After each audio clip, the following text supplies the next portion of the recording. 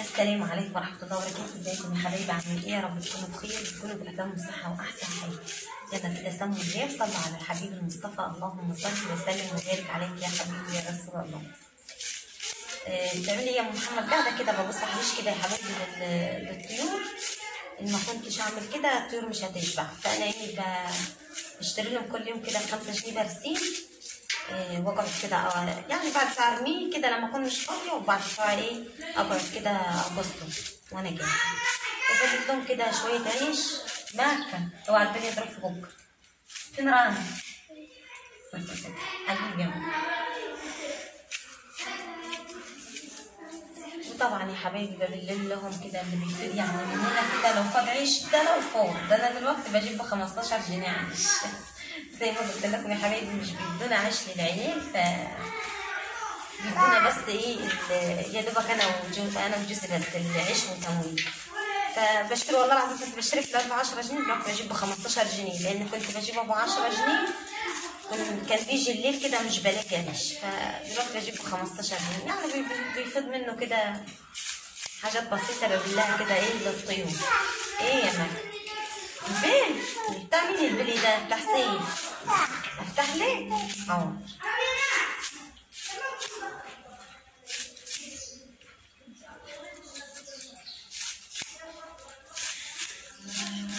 ان ما كنتش ابص كده واجيب لهم كده شويه برسيم كده. الوزن طبعا انتوا عارفين، والفراخ وكل حاجه بتحب تاكل الخضار.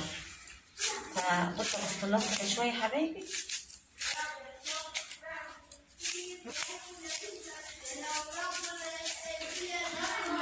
على شويه طبعا العيش عندنا، على شويه غله كده بفصص لهم. طبعا مفيش دلوقتي يا حبايبي بصراحه، مش بجيب طبعا علف، لان بصراحه مساحه العلف مكاني، فبصراحه مش بجيب. وانا كنت فعلا بجيب لهم العلف لما كانوا بيبقوا معايا يعني فلوس وكده، كنت بجيب لهم. مش معايا خلاص.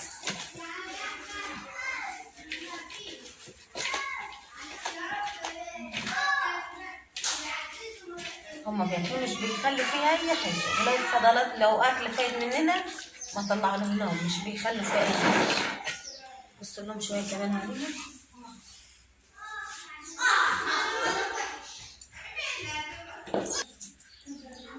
اتمنى تكون الله يكرمكم يا حبايبي، تسمعونا الفيديو ده، ربي يسعدكم يا رب ويجازيكم كل خير. عملت لهم شويه اكل كده وعندنا حاضر يا مكة حاضر. هروح اطلع لهم بقى واخليهم شوف هنعمل بقى كده. وكان عندنا غسيل كتير يا حبايبي، غسلت اهو، بس طبعا استعنت بغسالة الجيران وغسلت عليها، لان الغسيل كان كتير وما كنتش اقدر اغسله كده لوحدي يعني على ايدي، كان غسيل كتير خالص.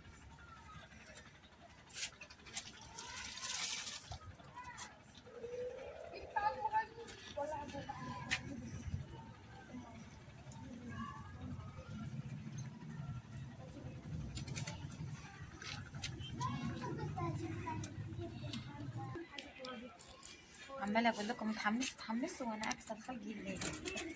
بصوا الغسيل اتكون قد بس غصب عني والله.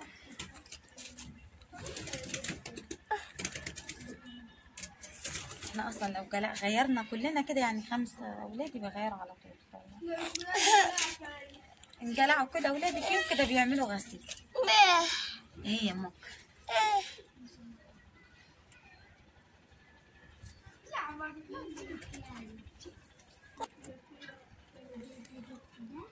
خلاص كده يا حبايبي، قررت اخلص تنشير اهو. وعلى فكره دلوقتي المغرب قرب يقفل.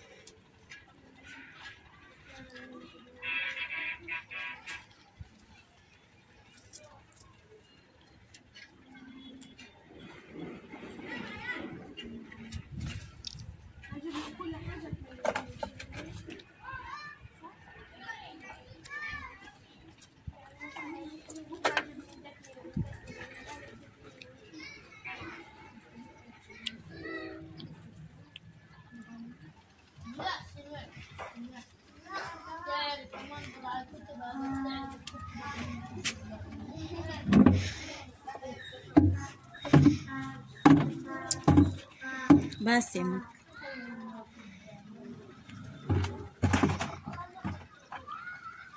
خلاص كده يا حبيبي، خلصت الغسيل من الشرط اهو. الغسيل يهد الحيل، الله يكون في عون في عون الناس اللي زينا. الغسيل كده يطفش، وخصوصا لما يكون الغسالة بايظة. بس اهو الحمد لله، يعني جيراني مش بيحوشوا عني حاجة وكده.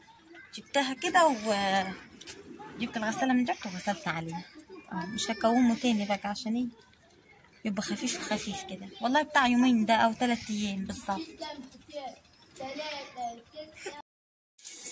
حبيب قلبي، قلت بقى النهارده اعمل كده، نعمل كده يعني عشاء كده بسيط. نقلي شويه بطاطس كده، ونقلي بتنجانه، ونسلق بيض كده، وطبق سلطه، يعني اكله شعبيه كده يا حبايبي تفتح النفس.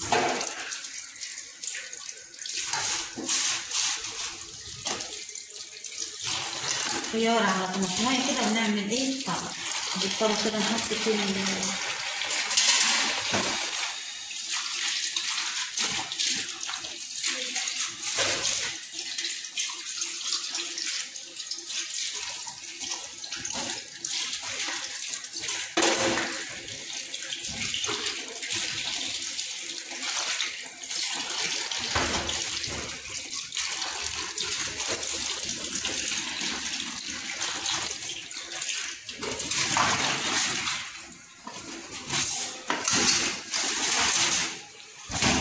اول طبعا الزيت يا حبايبي بجيبه كده بتاع التموين كده، فبجيب بطاطس كده، واجيب اي حاجه ليها، يعني عندما بيخلص خلاص مش بجيب، لان بصراحه والله بستنى التموينات كده من الشهر للشهر لما بيجوا.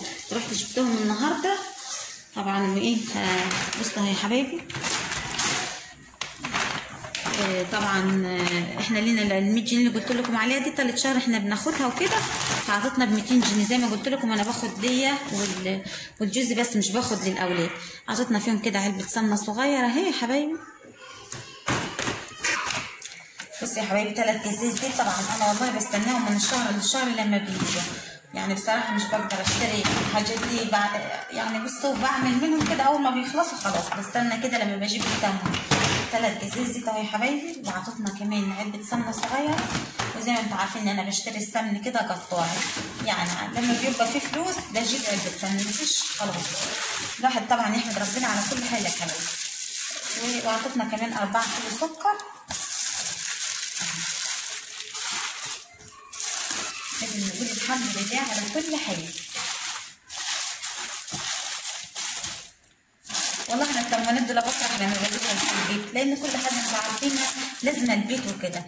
شكلت لها طبعا مكرونه حبايبي، عطتها مكرونه رفيعه، ومكرونه اللي هي دي وشعريه، وكيس مكرونه حلوه يا حبايبي. طبعا دول بال 200 جنيه، وكيس مكرونه وعلبه شيء هم بينفعوا يعني. بصوا والله التربو بتاعنا كان فيها يعني، بس الحمد لله على كل حاجه يعني. بصوا اول ما بجيبهم بفرح كده وبحطهم فيه. زي ما قلت لكم يا حبايبي المعايز صعبه، وربنا يعين الناس يا رب ويقويها. دلوقتي الجو عاد غلا، كل حاجه غاليه، وما فيش يعني زي ما انتم عارفين. يعني عارفه والله العظيم اغلب البلد عندنا بيشتغلوا في الخرده، يعني بيشتغلوا في الخرده كده عشان خاطر بس يجيبوا رزق لبيوتهم ولولادهم. الله يعين الناس ويقويها يا رب. بس انا زعلانه ان القناه دلوقتي يا حبايبي مش بتجيب مشاهدات زي الاول وكده. برضه الحمد لله على كل حاجه، انتوا بتعملوا اللي عليكم، كتر خيركم، ربنا يجزيكم كل خير يا رب، ويحفظكم من كل شر. وشكرا على دعمكم ووقفتكم جنبي، ربنا يسعدكم يا رب. والله انا بفرح بس لوجودكم في قناتي، حتى لو ما قبضتلهاش فلوس اخر الشهر، حتى لو ما جالهاش ارباح وكده. كفايه وجودكم بس في قناتي، كفايه ان انتوا بتنوروا قناتي، وكفايه ان قناتي فيها ناس محترمه زيكم من اخوات يعني لامهاتي. كتر الف خيركم، ربي يحفظكم يا رب من كل سوء.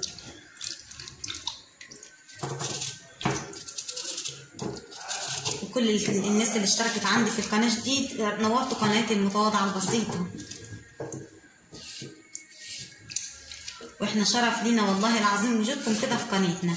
يعني مش مهم عندي ارباح القناه، مش مهم عندي مشاهدات للقناه، كفايه ان انتوا بس موجودين كده في قناتي، كفايه ان انتوا بتدعموني واقفين جنبي، كتر الف خير.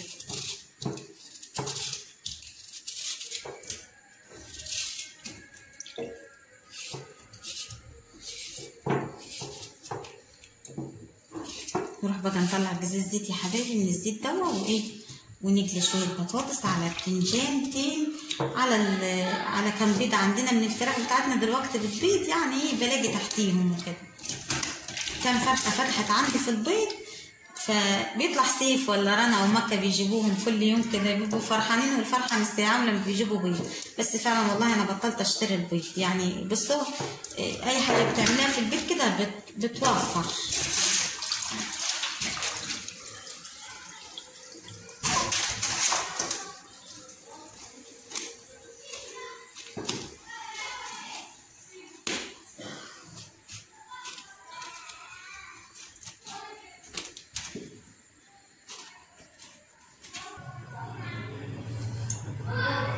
حطيت شويه زيت يا حبايبي كده يتقدحوا عقبال ما ايه نقلي البطاطس في الاول، وبعدين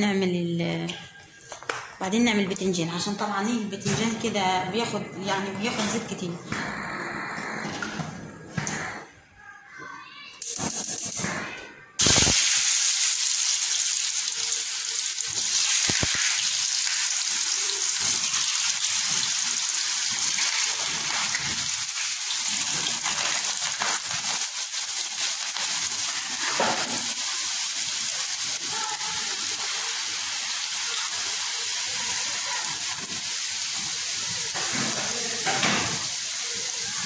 البيض يا حبايبي كده يستوي كده في البسله،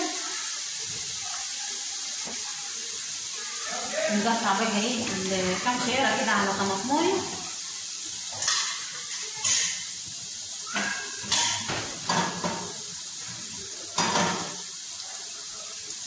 هقطعهم كده بس كده يا حبايبي. مش هعمل يعني ايه يعني مش هعمل طبق سلطه كده لاني ما عنديش خضره وكده، فيجي نقطعهم ونرمي عليهم ملح التوابل دي، كل الحاجات دي بتفتح النفس يعني جنب الاكل.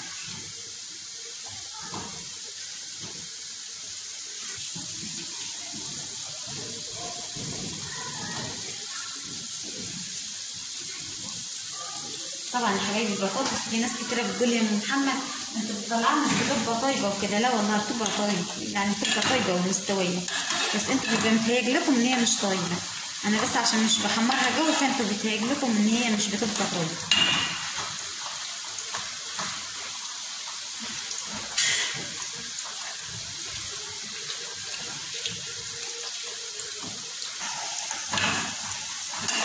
معلش يا حبيبي لو كنت بعمل صوت وكده، انا والله مش بحب اعمل بالمعلقه الخشب دي، مش عارفه ليه.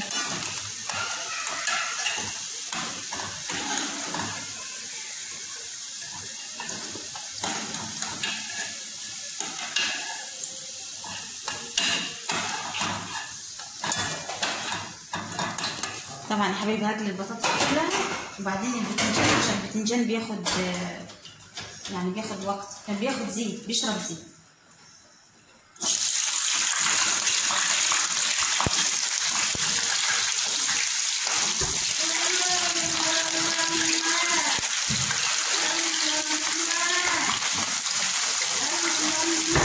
يا ماما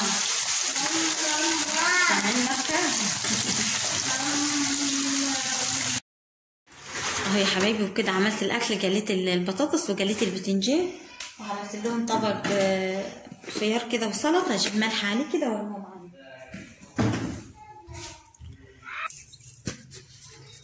طبعا احنا عاملين عشاء يا حبايبي. اتمنى فيديو النهارده يعجبكم، ما تنسونيش طبعا في اللايك يا حبيبي عشان بيرفع الفيديو.